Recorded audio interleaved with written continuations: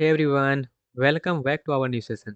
और आज के इस सेशन में हम लोग बात करने जा रहे हैं कम्युनिकेटिव इंग्लिश सब्जेक्ट जो है आपका, जिसको हम लोग सिंपल इंग्लिश के नाम से भी जानते हैं, लेकिन इसका पूरा नाम है क्या? Communicative English. तो इस सब्जेक्ट में इम्पोर्टेंट टॉपिक क्या क्या है जो यूनिवर्सिटी एग्ज़ाम या फिर आपके सेमेस्टर एग्ज़ाम के लिए इम्पोर्टेंट है, तो उसी के ऊपर हम लोग अब बात करने वाले हैं। तो चलिए करते हैं अपने सेशन को स्टार्ट और समझते हैं कौन कौन सा टॉपिक जो है वो इम्पोर्टेंट है। तो यहाँ पे यूनिट वाइज हम डिवाइड किए हैं, लेकिन सबसे पहले हम आपको उस यूनिट पे लेके चलते हैं जहाँ से जो क्वेश्चंस है वो श्योर शॉट आता ही है और उसको 100% लोग अटेम्प्ट करते ही हैं और वो सही भी होता है। ओके, क्योंकि वहाँ पे क्या है, क्वेश्चन आने का फॉर्मेट फिक्स है, जो कि है हमारा फॉर्मल राइटिंग। तो ये एक ऐसा यूनिट है जहाँ से क्वेश्चन वो ईजी ही आता है। वैसे ईजी तो सभी रहते हैं, लेकिन यहाँ से श्योर शॉट आता ही है और उसका फॉर्मेट फिक्स रहता है। जैसे कि यहाँ पे ये जितना स्टार लगा सकते हैं इस यूनिट पे आप लगा लीजिए, क्योंकि ये यूनिट आपको कंप्लीट करना ही है। जैसे कि यहाँ पे कौन कौन सा टॉपिक जो है जिससे क्वेश्चन फ्रेम होते हैं, तो सबसे पहले आपका जो है फॉर्मल लेटर राइटिंग आना चाहिए। लेटर फॉर्मेट, कोई भी आप लेटर जो लिखते हैं उसका फॉर्मेट आपको क्लियर होना चाहिए। जैसे कि आप अप्लीकेशन लिखते हैं तो अप्लीकेशन का फॉर्मेट तो आपको 10th 12th से ही पता होगा कैसे लिखते हैं, तो वो आपको आना चाहिए। उसके बाद किसी के अगेंस्ट अगर हमको कंप्लेन लिखना है तो कंप्लेन हम कैसे लिखेंगे, वो आपको आना चाहिए उसका फॉर्मेट। उसके बाद इंक्वायरी रिक्वेस्ट कैसे करते हैं, किसी से कुछ चीज़ हमको इंक्वायरी करना है, किसी से पूछना है, तो उसके लिए हम कैसे लेटर लिखते हैं वो आपको आना चाहिए उसका फॉर्मेट।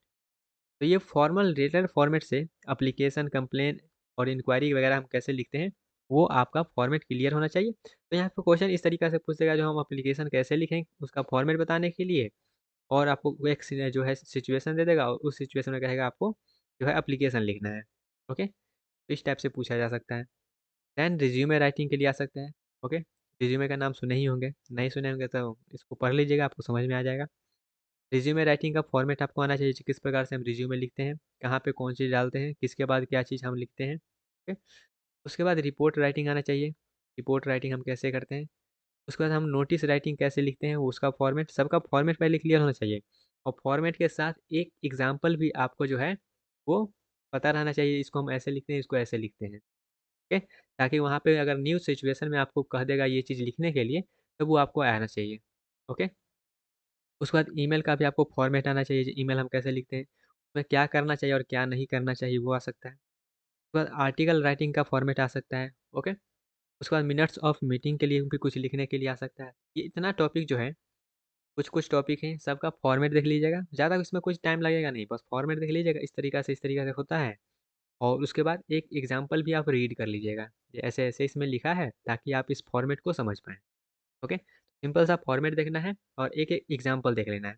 एग्जाम्पल आप कैसे देख सकते हैं? तो एग्जाम्पल आप पीवाईक्यू से भी देख सकते हैं।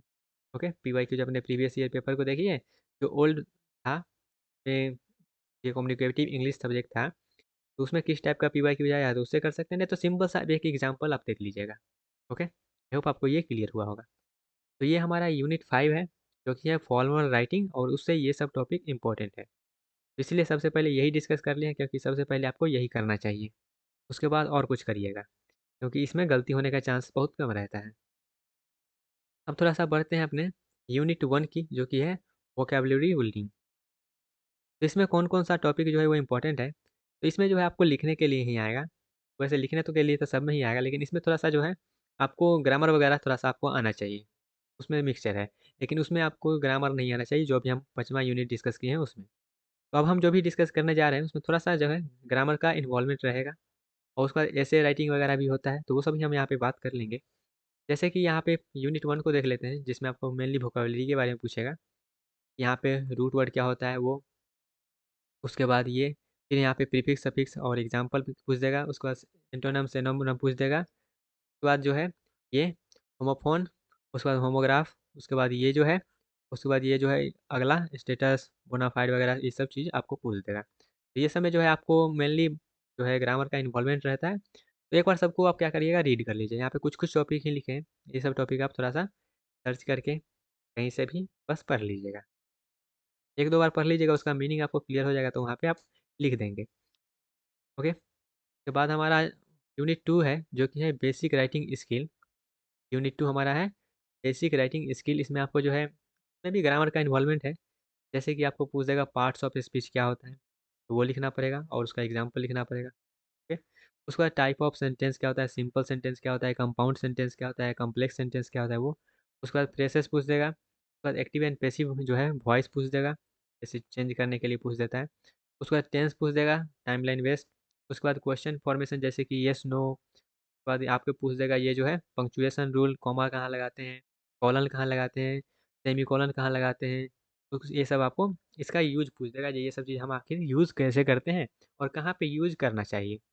वो सब आपको जो है लिखना पड़ेगा कि कहाँ पे यूज करना चाहिए और कैसे हम लोग यूज करते हैं, तो उसका एग्जाम्पल भी आपको देना पड़ेगा। तो ये है आपका बेसिक राइटिंग रूल, जैसे आप कोई चीज़ लिखते हैं तो उसमें आप कैसे कैसे चीज करते हैं। ओके। देन हमारा यूनिट 3 जो कि है कॉमन ईरर।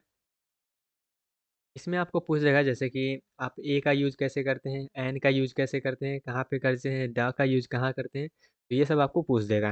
ओके, ये सब के ऊपर आपको आर्टिकल लिखने के लिए देगा। उसका प्रीपोजिशन एरर आपको पूछ देगा ये होता क्या, और उसका एग्जाम्पल भी पूछ देना पड़ेगा। उसका सब्जेक्ट वर्ग अग्रीमेंट क्या होता है, सिंगुलर प्लूरल रूल, तो ये सब। उसका बाद मॉडिफायर। उसके बाद यहाँ पे नाउन प्रोनाउन एग्रीमेंट के पूछ देगा। उसका स्पेलिंग एरर, ये हमारा जो है स्पेलिंग एरर जैसे कि होता है ना कभी कभी स्पेलिंग अलग अलग होता है, लेकिन उसको हम बोलते हैं, उसको हम प्रोनाउंस करते हैं एक साथ एक जैसा ही, तो उसमें किस टाइप का एरर आ सकता है वो सब आपको लिखना पड़ेगा। ओके, तो सबके बारे में एक बार रीड कर लीजिएगा जो भी यहाँ पे टॉपिक दे रहे हैं। ये सब मोस्ट इंपॉर्टेंट टॉपिक है और जरूरी नहीं इसी टॉपिक में से, और भी टॉपिक में से आ सकता है, लेकिन उसमें से सबसे ज़्यादा इंपॉर्टेंट क्वेश्चन जो है, इंपॉर्टेंट फ्रेम जो क्वेश्चन बनेगा वो इसी सब टॉपिक में से बनेगा। ओके, और यहाँ पे जो है कुछ टॉपिक ही है, जैसे जैसे पूरा आप मान लीजिएगा यहाँ पे कितना तो 20-30 टॉपिक पड़ेगा, तो आप बस को आपको रीड कर लेना है। इंग्लिश में आपको प्रैक्टिस वगैरह कुछ नहीं करना है, बस आपको सब रीड करके बस समझ लेना है उसका वर्ड का मतलब क्या है। इसमें प्रैक्टिस करने लायक कुछ नहीं है। ओके, तो बाद यूनिट 4 हमारा है जो है प्रिंसिपल ऑफ अप्रोप्रिएट राइटिंग।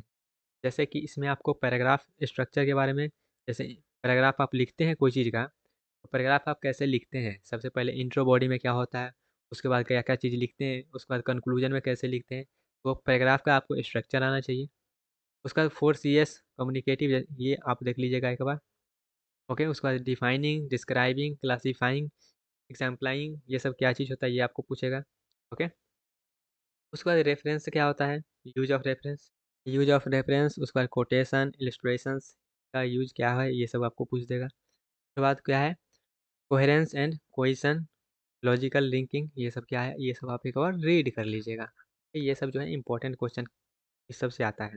वैसे क्वेश्चन आपका जो है वो जितना क्वेश्चन है उसका 50% ही करना रहता है, तो वो एक बार बस आप रीड कर लीजिएगा।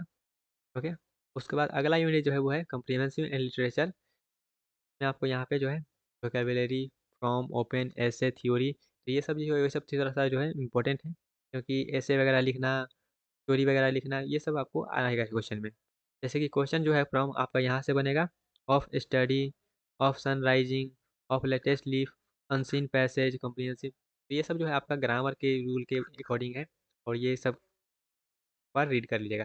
तो जो भी यहाँ पे टॉपिक दिए हैं उस टॉपिक का मतलब क्या है, उस टॉपिक में होता क्या है और उसमें करना कैसे है, ये सब चीज़ आपको आना चाहिए। तो कुछ नहीं करना है, सिंपल सा जो भी टॉपिक है उस टॉपिक को कहीं पर भी सर्च करिए।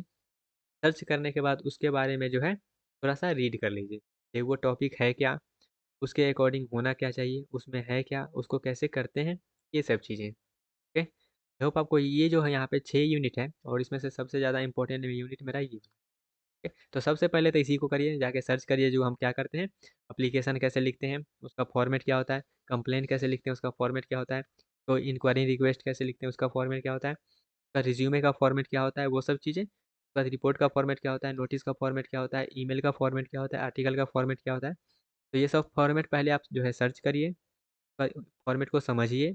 उसके बाद एक एग्जाम्पल उस पर देखिए जो उस फॉर्मेट में वो एग्जाम्पल कैसे लिखा गया है। ओके, बस ये इस यूनिट के लिए इतना ही करना है। उसके बाद यहाँ सब दिए हैं तो ये सबको क्या करना है आपको सर्च करके एक बार बस रीड कर लेना है। इसमें प्रैक्टिस करने लायक कुछ नहीं है, बस आपको रीड ही करना है, 2-3 बार रीड आप कर लीजिएगा, और हो सके तो नोट्स भी बना लीजिए ताकि उसी चीज़ को आपको बार बार रीड करने में ईजी हो। ओके, आई होप आपको ये सब क्लियर हुआ होगा। ये कम्युनिकेटिव इंग्लिश सब्जेक्ट जो है इसमें यूनिवर्सिटी के पॉइंट ऑफ व्यू से कौन कौन सा टॉपिक जो है वो इम्पोर्टेंट है, और कौन-कौन सा क्वेश्चन इस पे कैसे-कैसे फ्रेम किया जा सकता है। ओके गाइस, आई होप आपको सब कुछ क्लियर हुआ होगा। तो इसको आप क्या करिएगा, पूरा अच्छे से प्रैक्टिस कर लीजिएगा। सबसे फर्स्ट प्रायोरिटी में आपको यही जितना भी यहाँ पे दिखाए हैं, ये सब है, तो इसको आप जो है स्क्रीनशॉट लेके रख सकते हैं और एक-एक टॉपिक को रीड कर सकते हैं। ओके गाइस, तो मिलते हैं गाइस अपने अगले सेक्शन में। इस सब को आप प्रैक्टिस करिए और आपके एग्ज़ाम के लिए आप लोग को ऑल द बेस्ट। अच्छे से परफॉर्मेंस वहाँ पे करिए और अच्छे मार्क्स गेन करिए। मिलते हैं अपने अगले सेक्शन में, तब तक के लिए bye bye, tata, take care and all the best.